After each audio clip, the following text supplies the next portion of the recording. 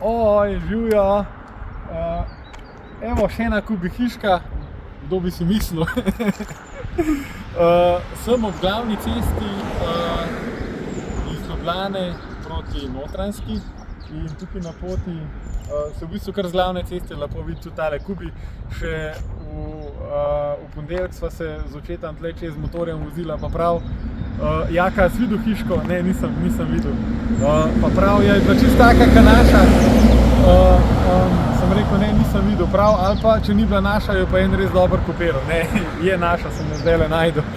Tako da to je klasična vrtna hiška za shranjevanje, ampak ima pa en zelo poseben detajl,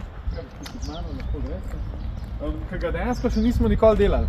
Pa me čudi, da ga nismo, drvarnica znotraj hiške, se pravi, da niso drva zložena pod nadstreškom, ampak so v hiški, smo pa pol tako letele pokončne letvice naštimali zato, da se zrači, da se drva še vedno sušijo in te so pa dejansko čisto suha. Takšno odprtino ima pol še na drugi strani in sprednji je pa v bistvu takle prostor za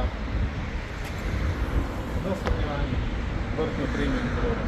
No, še ena stvar, ki je vredna omembe tukaj, tukaj imamo napušč, da lahko tudi kakšno stvar na hitrico spodaj odložimo, da je nasuham, pa tele pokončne letvice.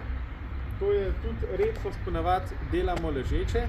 Tukaj smo se odločili za pokončno postavitev zato, ker so tudi ostali leseni elementi na vrtu pokončni, se pravi in ograje okrog teras in lepo se ujame z linijo šperovcev na hiši in se mi zdi, da tukaj pač ta detajl še dodatno naredi na dizajn. Ta druga hiška, ki bi vam jo pa rad danes pokazal, je pa tale mini kubi. V bistvu kot lahko dam tudi naprej neko sporočilo, ne rabite velike hiške vrtne, zato da imate noter pospravljen vas orodje. Dejansko je dost tudi tale, ki je velika 1,5 m krat 2 metra, tale je res mečkana in noter dejansko spravimo tako večino vseh stvari, tudi kakšen kolo gre noter. Posebnost tukaj so kovinska vrata. Te kovinska vrata redko kdaj uporabimo, so pa krilna.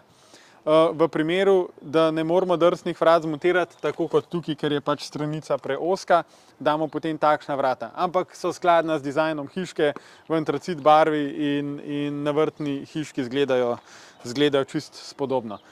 Druga stvar, no, kaj posebna, je pa tale taka mal kremna bež fasada, ki smo jo pa v bistvu ujeli točno takšno, kot je na stanovanjski hiši. V vednost, se pravi, fasado lahko naredimo, če nam date številko fasade, lahko naredimo v enakem odtenku, kot imate na stanovanjski hiški. Zdaj pa vam jo pokažem še z druge strani, toliko za občutek, da boste videli, kako jo lahko tudi, če je na vogalu parcele, če je čisto en majčken prostor namenjen temu, da jo lahko še vedno lepo noter vkomponirate. Evo, takole pa izgleda iz druge strani, se pravi, imamo hiško dejansko čisto na meji s parcelo, tukaj naprej se nadaljujejo ciprese, vrt se že ureja, tako da bo čez nekaj časa tudi travca tukaj zelo lepo rasla. Ja, to je to. Evo. Ravnokar sem prispel v Strunjan in izgleda imam danes parado majhnih kubih hišk, ker tudi takšne najdejo svoje mesto na majhnih vrtovih pa na majhnih dvoriščih. In dejansko je ta skoraj iste dimenzije kot tista, ki smo jo videli v Ajdovščini. In razlika med njima je v barvi fasade. Pa tista, če se ne motim, je tista imela okno? Mislim, da ga je imela. Ja, tista je imela okno. Ta ga pa nima.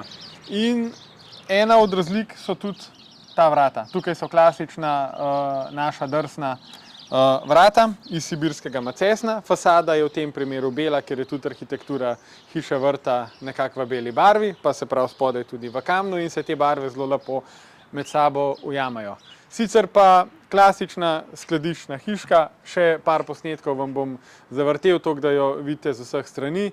In ne glede na to, kakšna je stanovanjska hiša, ne glede na to, ali živite v novi hiši, starejši hiši, ali imate nov, lep, moderen vrt, ali imate klasičen vrt, v vseh primerih takšna v tej barvni kombinaciji, se pravi, ker je zelo minimalistična, paše noter in lepo poživi celotno zgodbo.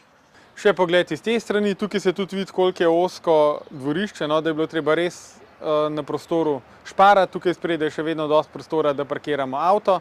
Tako da, evo, to je to za danes. Se vidimo naslednjič, jaz imam še naprej snemanje, tako da vam pokažem nov vlog čez 2 tedna. Mi pa, evo, se vidimo, gremo naprej. Hvala, lep dan, čau, čau.